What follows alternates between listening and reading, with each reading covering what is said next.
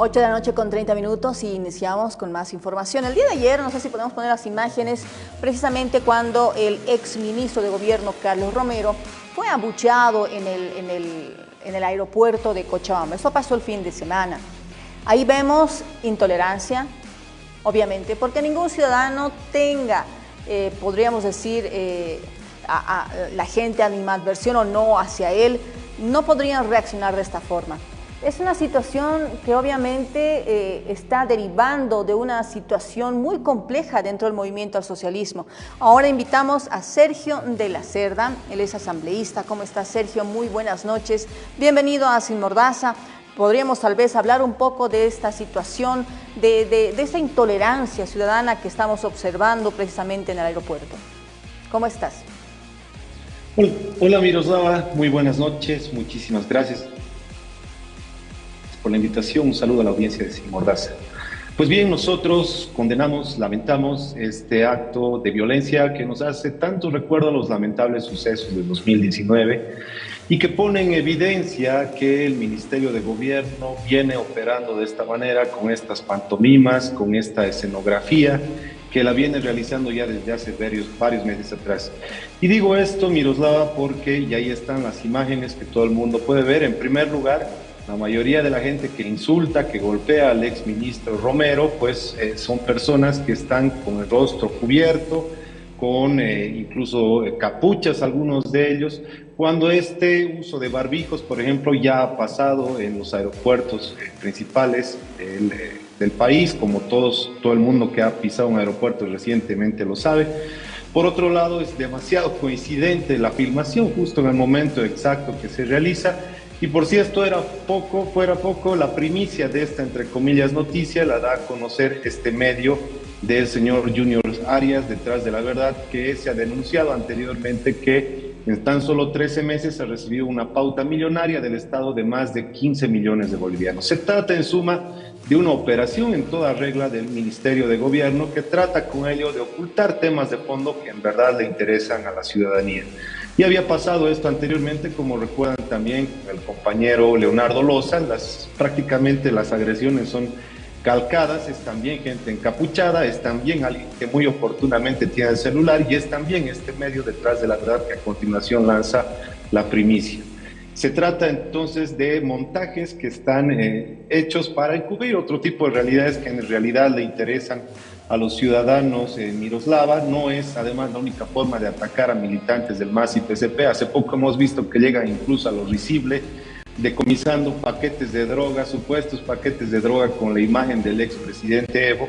Es decir, el Ministerio de Gobierno ha perdido absolutamente el control incluso sobre su propio sentido común en relación a lo que le está diciendo a la gente en Miroslava. Precisamente, ¿no? El plazo de espera es hasta el 18 de mayo, o sea, a la espera de la determinación del Tribunal Supremo Electoral y un pronunciamiento del TSP. Entonces, existe la posibilidad de que exista un rechazo a la determinación de la Sala Primera del Alto y vuelva todo a foja cero.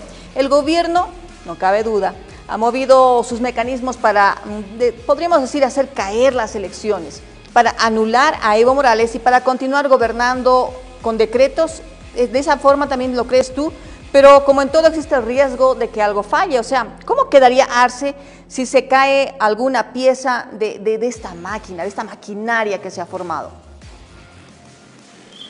No, es correcto lo que dices. Estamos viviendo una severa, muy grave crisis institucional en Bolivia. Primero se han ocupado de destruir nuestra economía. Al día de hoy ha salido medios que el dólar ha alcanzado la cotización de 8.50, que ya nada tiene que ver con la cotización oficial. La escasez de combustibles ya ni siquiera es noticia en los medios de comunicación porque es un hecho absolutamente cotidiano. Vemos también lo que pasa en Argentina y Paraguay, donde el gobierno no puede ni siquiera pagar la importación que se está haciendo.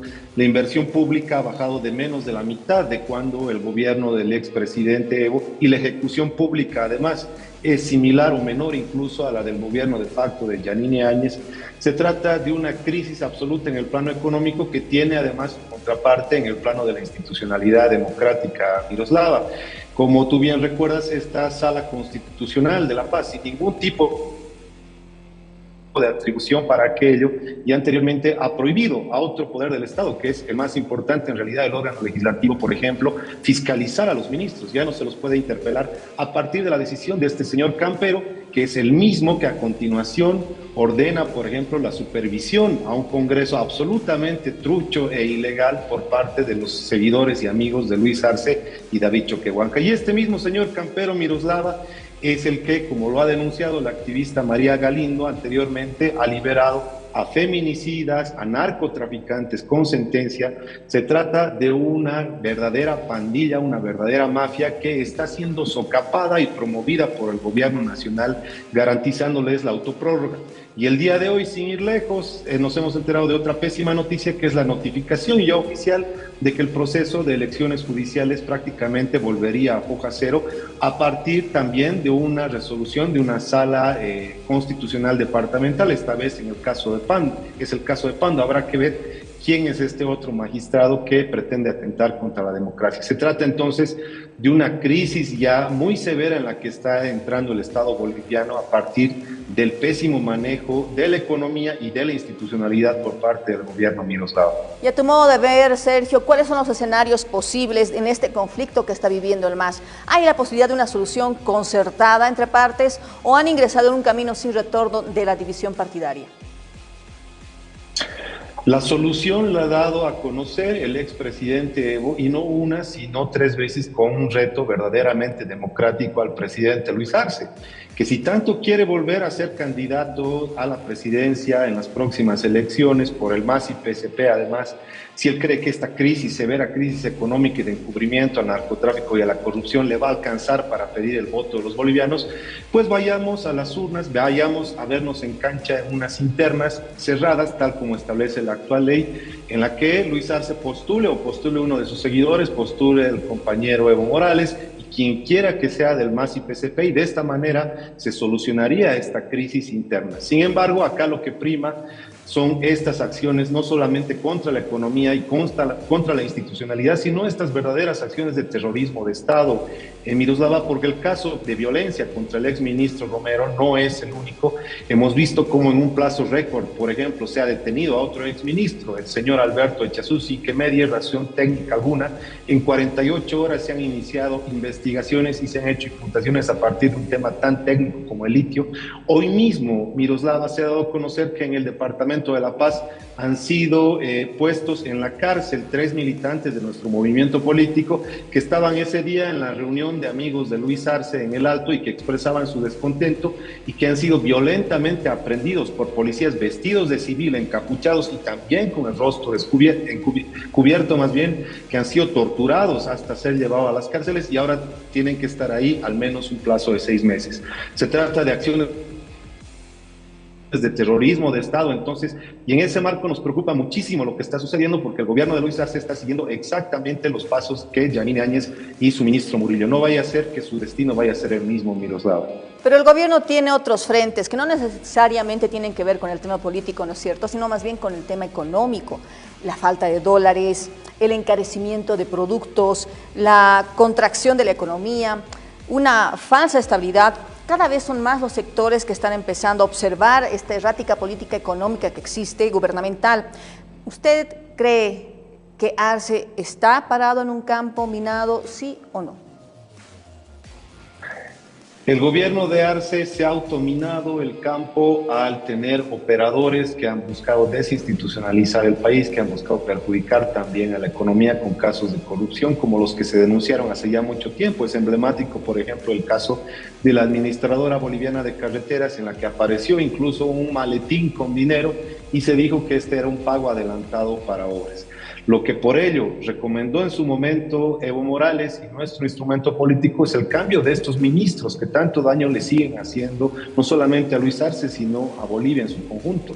Lo que se ha hecho es hacer más bien oídos sordos y persistir en este afán de terrorismo de Estado, de afectación a la economía, de mala gestión pública, al reducir la inversión pública, al ni siquiera poder ejecutar lo poco que se ha decidido invertir.